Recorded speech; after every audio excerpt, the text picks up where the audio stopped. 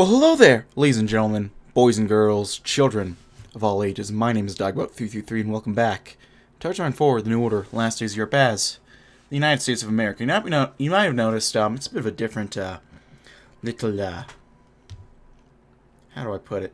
Different time, and it looks like, we opened the focus tree. We're doing a bit of a different, order of things. And, that's because, I figured I'll just go back and try to be more careful and redo a couple of things rather than just how do I put it? Rather than just keep constantly reloading, because I realized I could have done some better things. So I figured, you know what? Instead of just wasting my time, why don't I just go back a little bit? Maybe set ourselves up to be in a better position anyway. So NASA's approval rating's a bit low, but I did a few more Orion projects than I did before. I did 3 Daedalus programs, and I think we're more or less ready to go into Diana. That's what she said. So I think we're gonna wait until cutting edge materials is finished up. We shall have it all, and then we'll do ready for everything, which will increase our public support, and then we'll do the stars beckon, I think. And I'm just researching random crap at this point. Right now I'm debating whether I should even continue researching, because, you know, what's the point? But hey, right now we're ready for anything. So hey, thanks to our initiative, the United States of America and our space program are prepared as it can be for the dangers of venturing far out into the great void. With the finalization of these great achievements in technology, spacecraft design, and procedure, it seems as though no astral disaster can prove too challenging or any distance too great to overcome. America, her astronauts, and her space program are aware of the great difficulties that lie ahead, but they need not fear. Houston may be assured there will be no problems. So there you go. If we want to go ahead, because we went through the elections again. What are we waiting for? More Republicans this time, a bit less Democrats, a bit less of a center. Which is a bit of a shame, but hey, what are you going to do? Alabama now has 2 center Congress people, which is very, very funny, I gotta say. And, yeah. Let's go ahead and invest into the Diana program, because I think we're ready for that.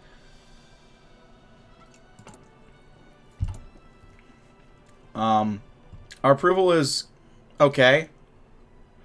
I haven't had any events that take it to PP or finance so far, so we're good in that regard. We've managed it a bit better.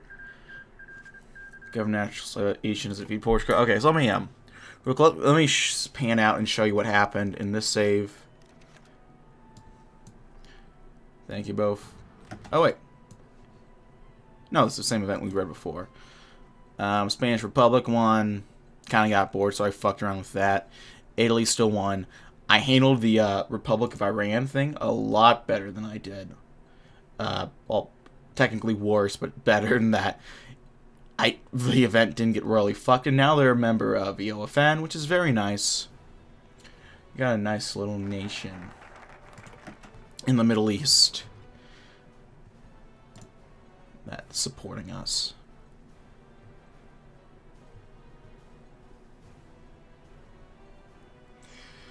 And right now, the stars beckon, ladies and gentlemen. We have persisted through budget cuts, doubting congressmen, and the humiliation of a Nazi moon landing, and to retake our spot as a leading nation in the exploration of space. NASA's efforts have met with success after success, and we must wave this wave of momentum even farther afield with enthusiasm still high. The administration is abuzz with an energy not seen in years, in the sense that we are on our way to greatness as we reach out to touch the stars. Jesus. We'll do purchasing of good old Australian uraniumite. Looks like Kingdoms won. I think the Rift Republic won before, but you know, so be it.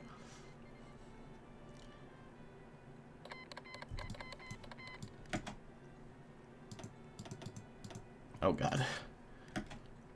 Catholic ISIS is going ham, Jesus.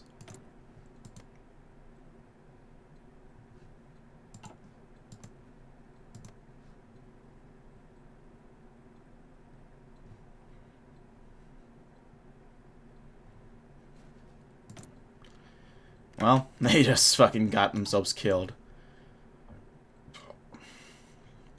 Well, turns out that God still has some sense in this crazy fucking world.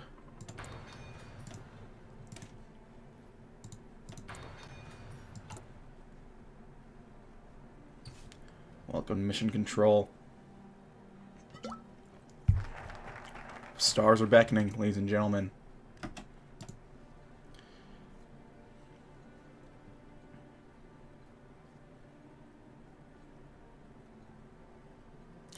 Ooh, okay.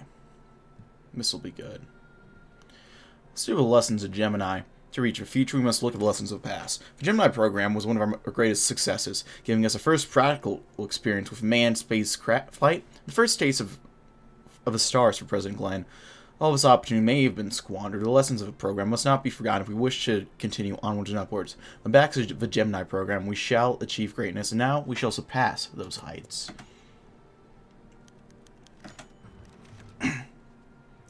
Senators, congressmen, scientists, engineers, distinguished guests, and ladies and gentlemen. Before my election, I spoke on many subjects, but foremost among them I spoke of a need for America to keep looking upwards. We are descendants of explorers, pioneers, and settlers. It is our nature to look beyond tomorrow. I say that it is our calling to chase the horizon and to keep pushing it ever onwards. Many of you agree with me.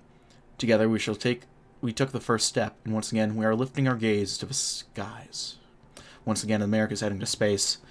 Since then, we've taken many more steps. NASA has been strengthened and remolded, and a leading light for science and exploration in this country and the world.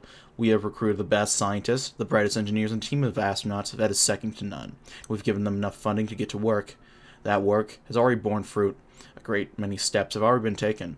We're closer than ever to the stars. It's time to avenge Apollo and take back our rightful place as the pioneers and explorers of a system. Our Artemis program has made great strides towards that objective and will extend our reach further than ever before. I can say now with confidence that America will soon put a man on the moon. While we will not be the first there, our conquest of Earth's natural satellite will show our intent to look beyond tomorrow once again. We will be pioneers. We will be explorers of our solar system. We will conquer the moon, and once we get there, we will still look to the horizon. It is our calling. There we go. Already, we are 70% prepped right now. Let's upgrade to the Gemini Mark II.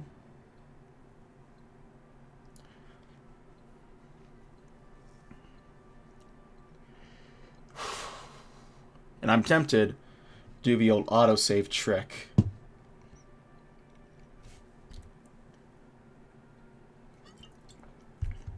Because God knows we're going to need some money to, we'll have to save as much on our budget as we can, so.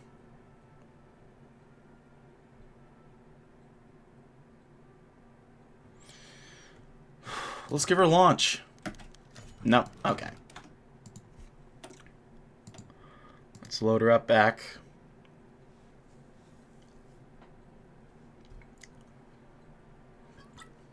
Let's over a shot. I have moved on for now from chocolate milk. I'm back on the cream soda. I figured, fuck it. I'll save the chocolate milk for a more ceremonial time. For now, do I want to try it one more time? Kinda. Because money, so they say.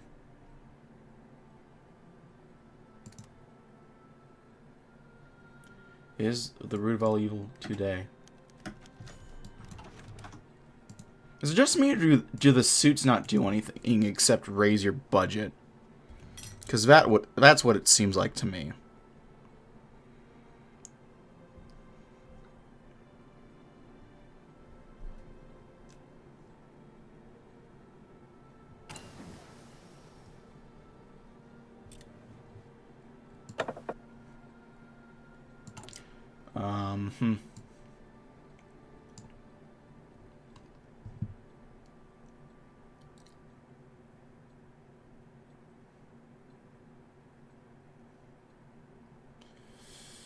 What's the best way to do this? We'll run diagnostics.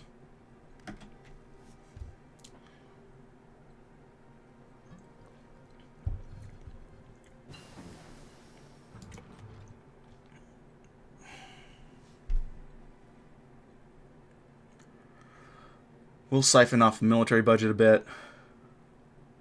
Because God knows it's bloated enough, right?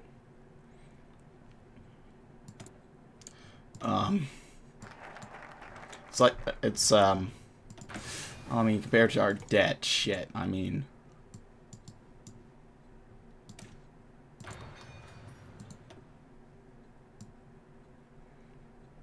And then we have the heartbreak of Apollo. The worst day of John Glenn's life was the day of the Germans landing on the moon. The pain and anguish that brought the long days of sorrow and depression gave him resolve never to fall behind again in this race for glory among the stars. We cannot allow to be held back by past failures. Instead, we must learn the lessons of those failures and allow them to propel us forward. And that's beautiful.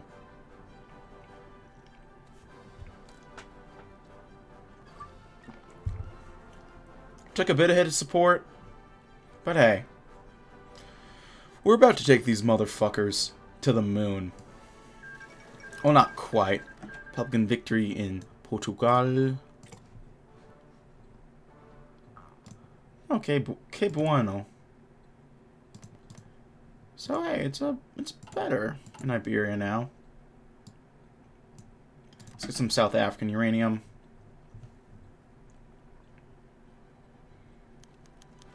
Better industrial expertise, beautiful. We're back on track to where we were, roughly.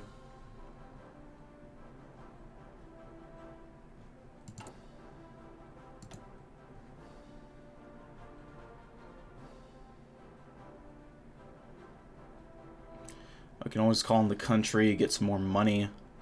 That's probably good. God knows we're gonna need more money.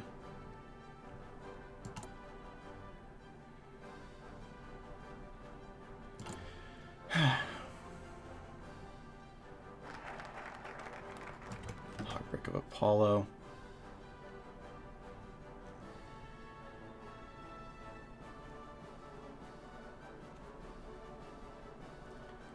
I think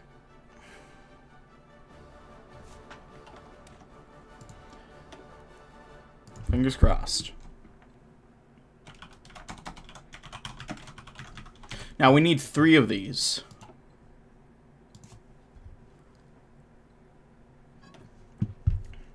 In order to win or make it to them.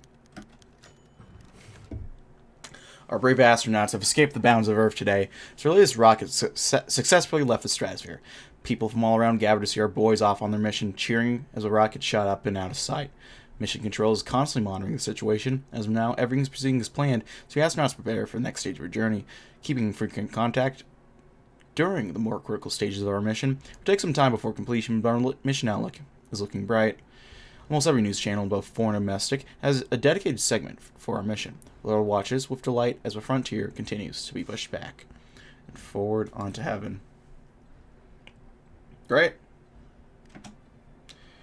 So we don't need to spend anything else. Ooh, this is great right here. I still can't shake it completely. The 2 engineers were 3 beers into their evening at the officers' mess. Don't get me wrong, I love being back. Nothing can compete with working on a space mission, but I'm still waiting for the other shoe to drop. What other shoe? I'm not sure I follow. I keep forgetting you weren't here for Apollo. Okay, I'll try to explain. The last time we tried something like this, we lost. Plain and simple. We were too slow to start and couldn't make the progress we needed in time to compete with Germans. We did our best and failed. That still stings for a lot of people, me included. To make things worse, it seems the whole program lost its importance in that moment. The second Kolner stepped foot on the moon, our launches started getting pushed back, and then canceled. Funding dried up almost overnight. Instead of pioneers, we were also rans. And that made a plain and uncomfortable truth. Apollo was never about science or human achievement. That was just window dressing for a pissing contest with the Nazis. How else to explain the sudden loss of interest after they were first? I understand that was a hard time, but we've got our guy in the big chair now. Glenn's serious about all this. I know. I know. I just can't shake it completely. We'll get it right this time. The base preparedness of manned missions goes up. Now it's great.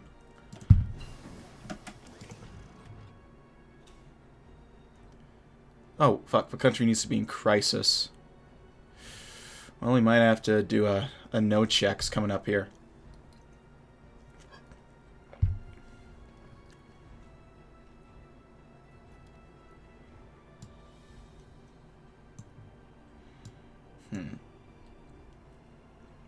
Let's do Project Viking.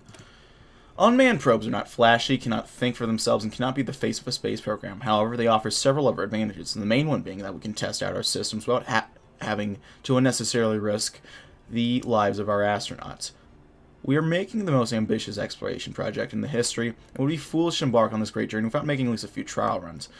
Directing more funding to our probes. Probe Division will allow us to develop the sort of data we need for the safest possible landing we can get.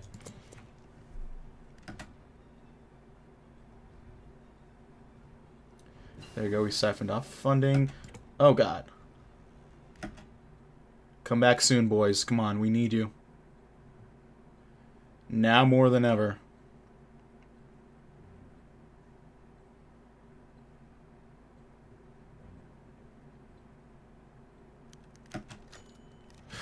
Damn it. There we go. America's heroes have returned home today. As early as manned mission has splashed down and been recovered. In the moment we're running our astronauts through a suite of physical tests to make sure they have a speedy recovery from the rigors of space travel. We've also started the analysis of data recovered from our mission, which should prove invaluable in RD. Beautiful. 87 research points, 18 public support from that manned mission. Oh, fuck.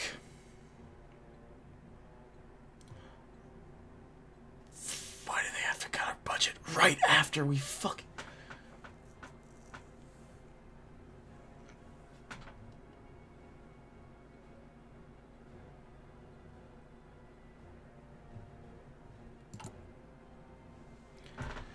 Well, I mean, if that doesn't mandate a fucking emergency, I don't know what does, so...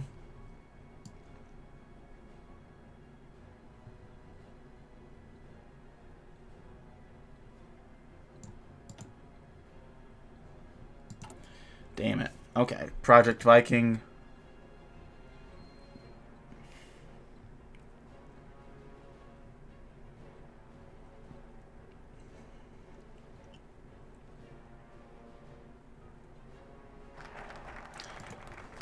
Oh, okay, we can do this now.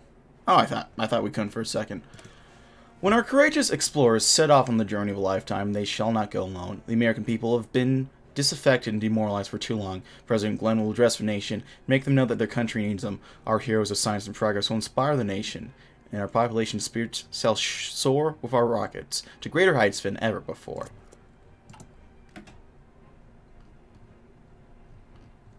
Great. Well, there's the Arrows program, which I'm not really too worried about.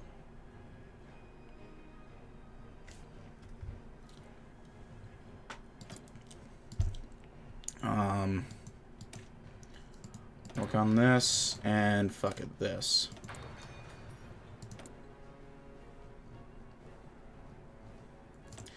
We'll do some anti-air equipment.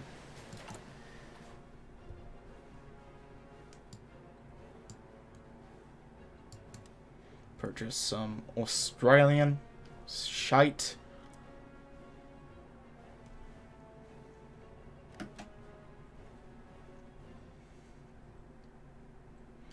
I think from here we're on...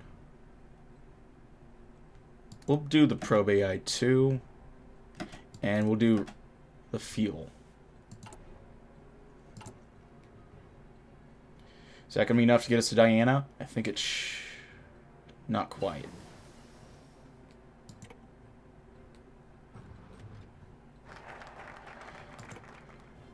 Yeah, not quite. Shit. How's our support, though?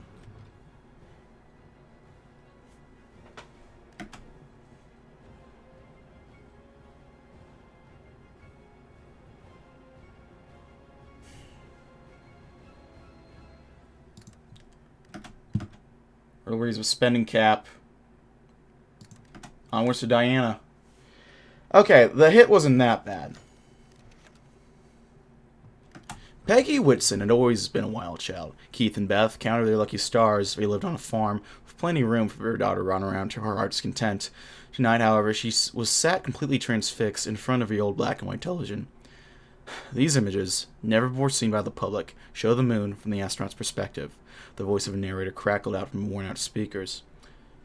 The pock-marked surfaces of our only natural satellite is completely lifeless, singularly unsuited for human habitation. And yet, man has set foot there. Eberhard Kollner became the first man on the moon in 1962, planting a flag of the German Reich on its surface. But it won't be there for long. The same Artemis program that gave us these images will soon send up an American astronaut to plant the stars and stripes that up there alongside it. Only when the program was completely done did Peggy stir. She rose slowly before turning to her parents. "Mommy? Daddy? When I grow up, I'm going to be an astronaut." She spoke with absolute confidence, as if stating a plain fact rather than an aspiration. "Sure you will, but tonight's already way past your dead time." Dead time? Jesus, what? Is this fucking Burgundy? Bedtime. There we go. Keith answered, getting up to get her set up to bed. It didn't take long. "I tell ya," he said upon returning to her room. "I've never seen her focus on anything like that space stuff." "Me neither. You know, I was about her age when the bomb hit Pearl Harbor. Tore my whole world right around. I don't ever think I've ever quite shook that feeling. I wonder if this will be a moment like that for her. Maybe she'll turn out different than me. Not too different, I hope. Don't want her taken after her dad. Not like that, you bonehead. Different about the world. Maybe hopeful. Who knows? Maybe she will be an astronaut one day. Maybe she will." Okay, we got a new national focus. We're done. We've done everything over here, so let's recruit Disney. As much as we try to boil down the science of nuclear-powered reactors, and there are bottlenecks. Most Americans don't read Scientific American, and many viewers yawn and change the channel when faced by an egghead on television. Selling the government project to the people has always been as much about familiar image and relatability as it has been about the actual facts at hand. And who, or what, is more familiar and relatable to the average American than Mickey Mouse?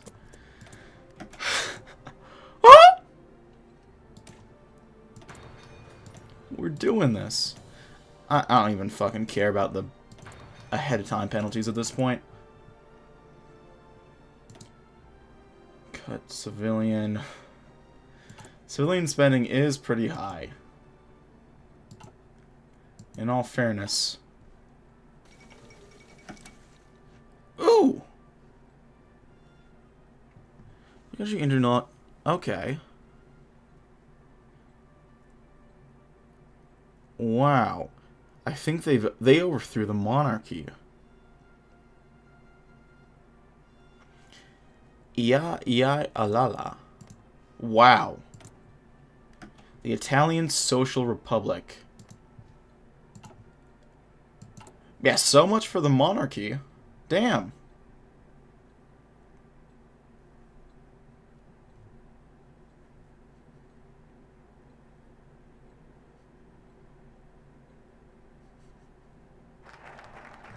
Recruiting Disney. Intriguing. Okay, the Blue Order. The Bull Moose Party. The president no longer years as a president. Eventual war. Ireland.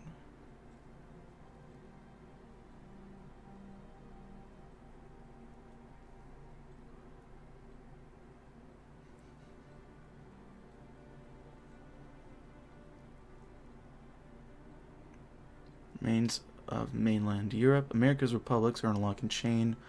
America controls not its loop, however, various warlord states complete waiting for the sunset to liberate their homelands. President not can live forever, however, and upon his assassination at the end of the novel.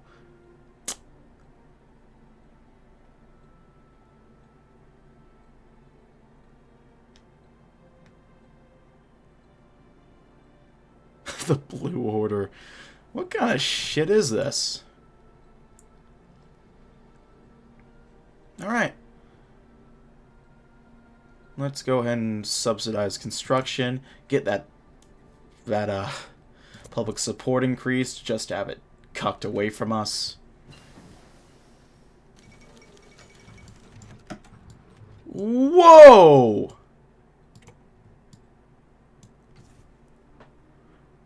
Duce has officially declared that with his extensive reforms and complete his duty to allow a fascist system he preferred to finally operate as what he was intending.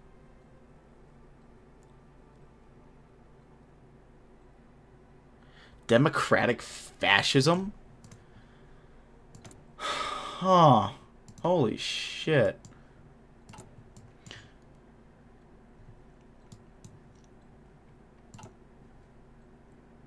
Nuclear is a dirty word in American politics. The average American is completely uneducated on scientific matters. This particular one casts a dark shadow over our politics. The atomic attack on Pearl Harbor and the tensions surrounding the Hawaii missile crisis left our population fearful of anything radioactive, and it's absolutely abundantly clear doubling down on our nuclear program is a political suicide in the current climate. Fortunately, the evidence is on our side, and we have the means to show it off to the public. One of our advisors has been in talks with the Walt Disney Company to start creating some information materials to make sure the people are being told the truth. We'll get our own scientists and public relations officials involved to keep everything as accurate and educational as possible and make something that Americans of all age will understand. The first decision we need to make is what to focus on. Do we target the Hawks and try to focus on nuclear stockpile, or discuss the potential of nuclear power? We're really getting Mickey fucking Mouse to explain the nukes to people. Okay. You know what? I think nuclear energy is a way of the future. What's old Borman up to? Oh yeah, old man has cancer, we realized.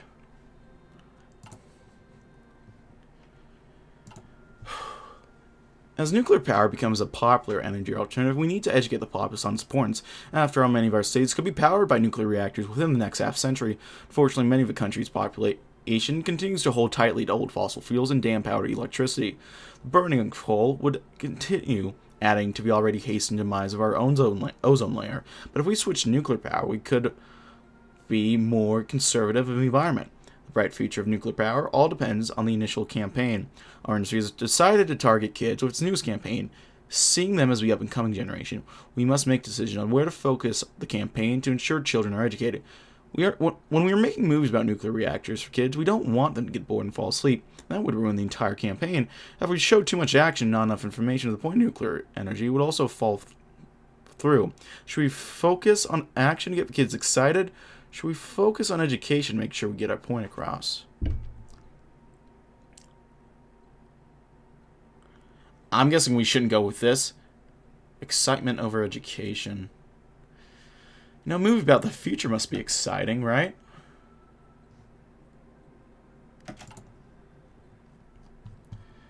Buy up more uranium. We really are the debt president, Jesus.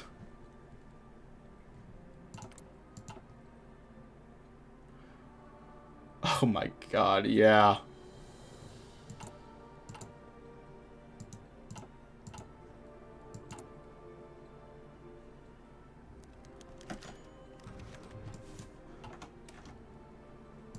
Alright, let's go back.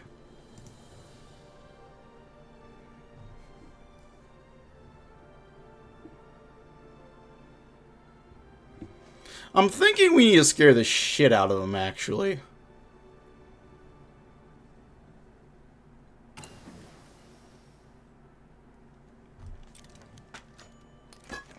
Turns out is our first line of defense.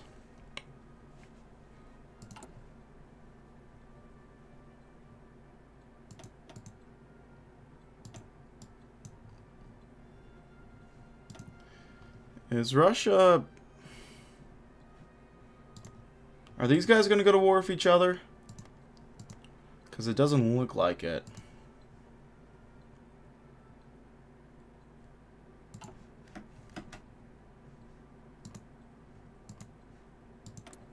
I don't know if Russia is going to be reunified at all. We might just have an awkward stalemate here.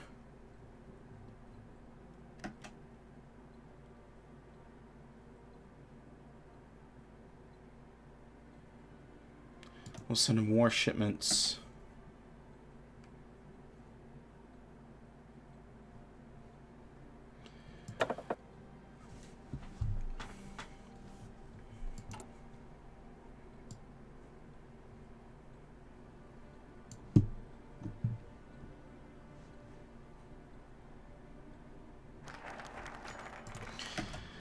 Not in my backyard. Actually does give us a bit of a boost, which I'll take right now. I think we need to corner the market. Forcing the rival superpowers out of nuclear business can't simply be done by restricting access to uranium alone. The mere machines and intermediate inputs necessary to build both nuclear reactors and nuclear weapons are often commercially available, crisscrossing the world through the arteries of global trade on a daily basis. Cornering the market for these components will not only weaken our enemies, but serve to empower ourselves if we can afford it, of course. Alright, Diana is ready to go. Do we try it now? 85% off the bat. I say we give it a shot. And there we go. Forward onto heaven. That'll have to give us a beautiful boost to public defense. Or public support. Humble Beginnings, James Rosencrans.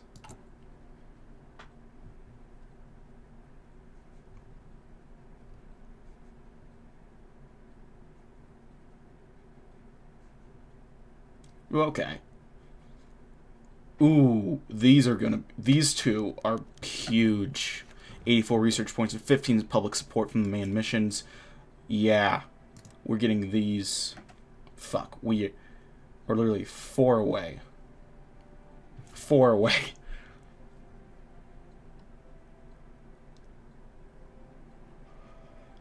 I think we'll worry on cost for now. And then yeah, the cost I think is the biggest hurdle right now. So if we can cut that down.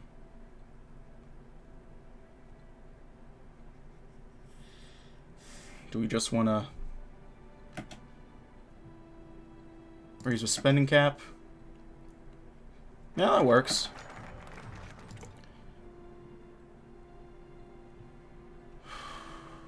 The National Nuclear Commission was first proposed by President John Glenn. The ideas that would balance both military and civilian needs. After all, the armed forces need both powerful weapons to protect America from similarly armed powers, and cheap atomic power would weaken America off foreign oil and provide boost to the economy. In general, it's a win-win for everyone. It's increasingly clear that the most money earmarked for BNNC is being spent on the military, with massive amounts of money being spent on modernizing weapons, designing new bombs, alienating ordinary citizens and taxpayers on what is already proving to be an expensive and controversial program is really bad news. Can't make everyone happy, can you? President Glenn's going to have to fix this, and sooner else one of his greatest projects will fall apart. Okay, we'll just distract them. Actually, I'll load a save real quick. I'll wait until we finish up with Diana.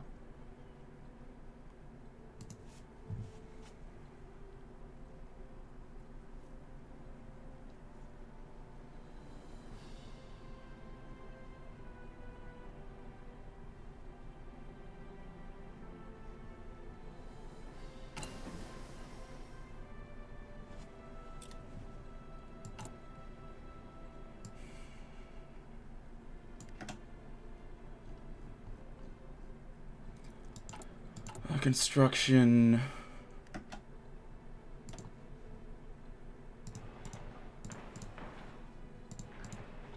Maybe just get working on nuclear facilities over the place. Oh, there is nothing in Delaware. Well, not anymore.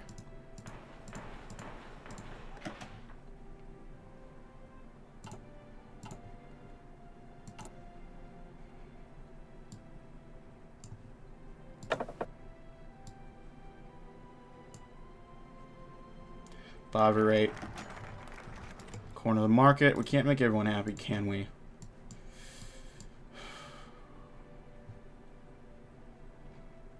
I'll do next gen triad. The effectiveness of our nuclear arsenal depends on the attention of multiple means of delivering a salvo of atomic fire on our enemies by land, sea, and by air.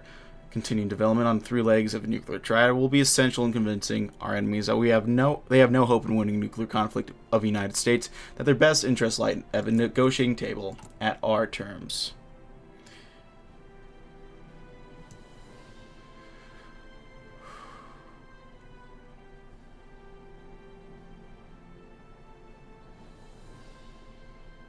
Holy shit.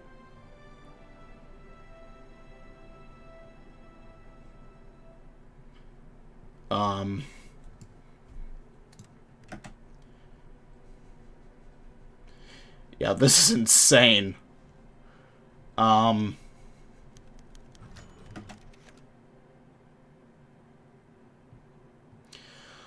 Glowing Dragon. The current plan to seize control of uranium resource in Africa has been greenlit. At the present time, there exists 2 possible methods for the operation's execution. 1, a small, semi-covert force that would give the United States military plausible deniability. Troops involved will be mostly drawn in from special forces, operations, and elite units.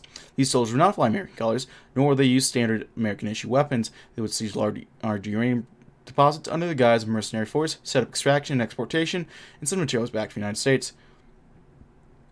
However, should our involvement be revealed to the public, it would likely become a scandal of untold proportions, thus it's not recommended. 2. An official American intervention in Africa under the guise of restoring law and order to the former OFN protectorates.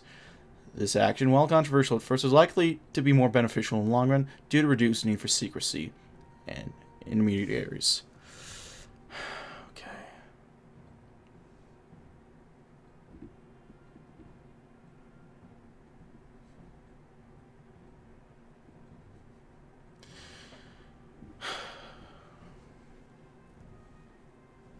Let's try the heavy artillery. Maybe.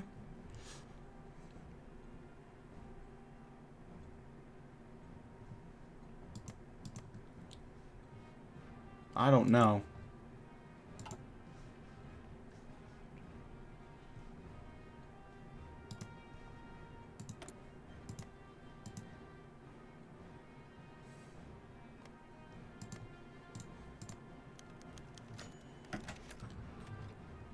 Over the course of the past several weeks, American forces, covert and otherwise, have entered the jungles of Congo Basin and seized several valuable areas that are known to have uranium deposits, as well as other valuable minerals and resources. Due to excessive use of helicopters and reconnaissance aircraft, most high-value targets were seized within a day.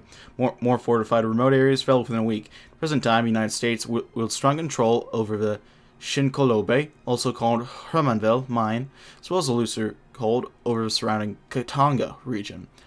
Resource extraction is currently being initiated, and rail lines to South Africa are being set up such that resources may be exported back to the U.S. Forces of the 1st Marine Division and 101st Airborne Division attacked the mines with their first major target in the region, coming under fire with what were later confirmed to be soldiers of the German SS, primarily left over from the fall of the Reichskommissariat in South Africa. Some officers have conjectured that the Germans were exporting uranium from the mine back to Europe, but most experts on the U.S. Africa disagree. The Germans were also put under heavy fire by Marines arriving in gunboat, while airborne flanked using helicopters, leading to many of the remaining Germans being killed or fleeing. As far as currently known, casualties from initial strike: 40 Americans killed or wounded, with over 300 Germans killed. Following the successful attack on Shinkolobe, the Marines spread out through the jungle in pursuit of retreating SS elements, meeting none. Meanwhile, 103rd, assisted by the U.S. Navy, reconnaissance attacked several surrounding villages and towns, most notably Likasi, also known as Yadotstadt. The following week, American forces encountered minimal resistance from local warlord groups and German remnants. Total casualties of the time amount to 104 Americans wounded, with 27 killed. Warlord and German casualties are unknown, but presumed to be significantly higher. Alright. Holy shit, we are doing this. This is insane. Oh my god, our nuclear stockpile is improving rapidly. Massive stockpile. Soon we'll have an apocalyptic stockpile.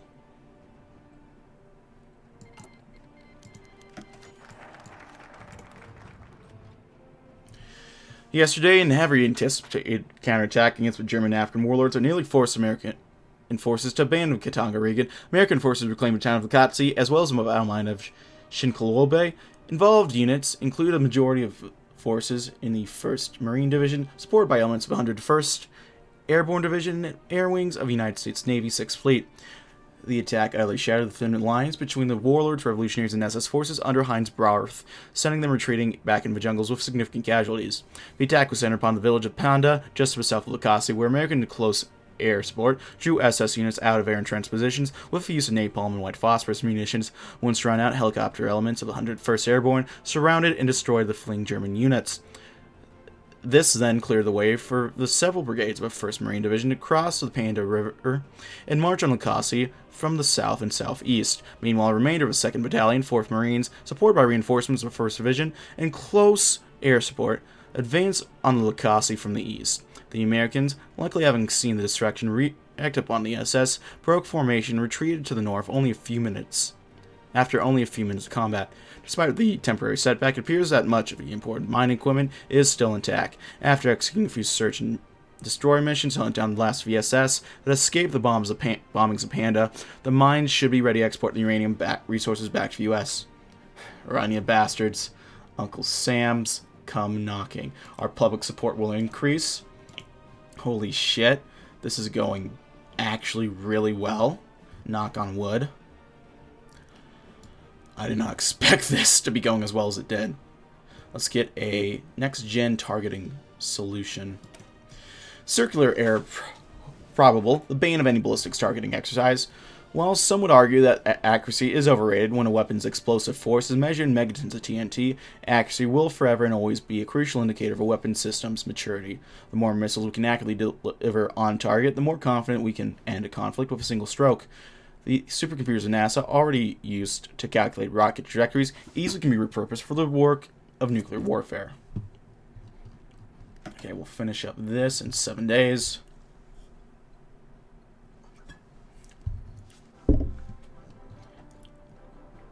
Heightened suspicions.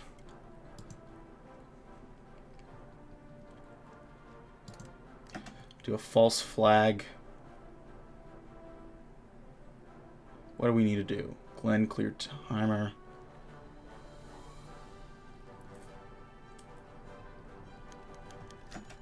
Improved academic base. Beautiful. This is something that needs to be celebrated.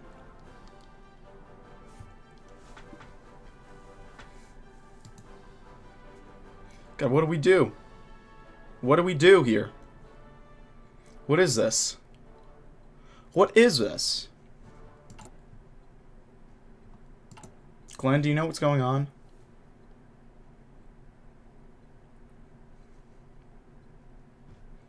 Glenn, help me. What do we do? Jack I knocked this little bottle over. My bad. Jack sat down on the couch with an ice cold bottle of suds, ready to enjoy an hour or two of TV before heading back outside for more yard work. He clicked on the TV, his small antenna catching only the most powerful signal on the air. The slave flickered to life, showing a black and white broadcast of what appeared to be President John Glenn examining some variety of bomber aircrafts. Several of them flew overhead while the president himself admired a stationary one on the ground. The president and his entourage moved on to the side of the runway where they were standing on. John Glenn turned to face the reporter, who was slightly out of frame. "So why do you think this new bomber is so revolutionary, Mr. President?" asked the reporter in that half-condescending, weirdly intonated reporter voice that he always used. "Well, for starters, it's easily the fastest bomber in the world. The B-1 Lancer can reach a top speed over 1.5 times the speed of sound. You know, a lot of people ask me why we don't just replace bombers completely with missiles. Well, for one, if we have a false alarm and we start to sound out bombers, we can always bring them back. With a missile, once you launch it, it's not coming back. Pilot has discretion as well. He's able to gauge the value of a target, whether it's a threat or not, or whether it's worth hitting. In short, I think that the new B-1 Lancer is going to greatly strengthen our nuclear triad. It's simply a fine new jet. Now let's watch one give us a show. Eh?" With that, the president turned and gave a thumbs up, presumably to the pilot of the bomber he was examining just moments ago. The massive jet fired up its engine, promptly threw the president on his ass, rolling backwards like an armadillo, and his aides following suit, scrambling over to help him, but only being knocked down themselves. Well, damn. Must have been a hell of a jet to knock the president on his ass. Please tell me that wasn't live. Well, hey.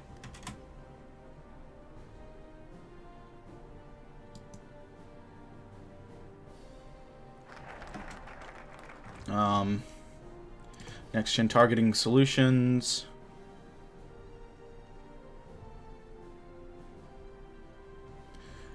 Hey, our yield must grow. Well, let me go ahead and do Diana real quick. Can we not do Diana? Oh no. What happened?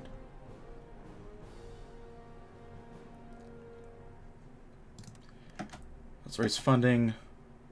Invest into the Diana program. There we go. Do you have a decision to take away from our budget? I think they might. Okay. Anyway, I'm going to have to cut here, ladies and gentlemen. Thank you as always for watching. If you like this video, go ahead and leave a like. If not, feel free to dislike. If you want to see more of this content in the future, go ahead and hit the subscribe button for more uploads every weekday, as well as every Saturday. If you have any comments, feedback, concerns, anything of the sort, go ahead and leave a comment section below. I read all the comments I get and appreciate any all feedback you might have for me. If you want to send feedback my way, I have a Patreon down below. If you want to share play games, I have a Discord. If you want to see more of this fun stuff in the future, go ahead and check out my Twitch channel, where I do this sort of stuff occasionally live. And that's really about it for now, ladies and gentlemen. Thank you as always for watching. My name has been DB333, and I'll see you guys next time. Goodbye.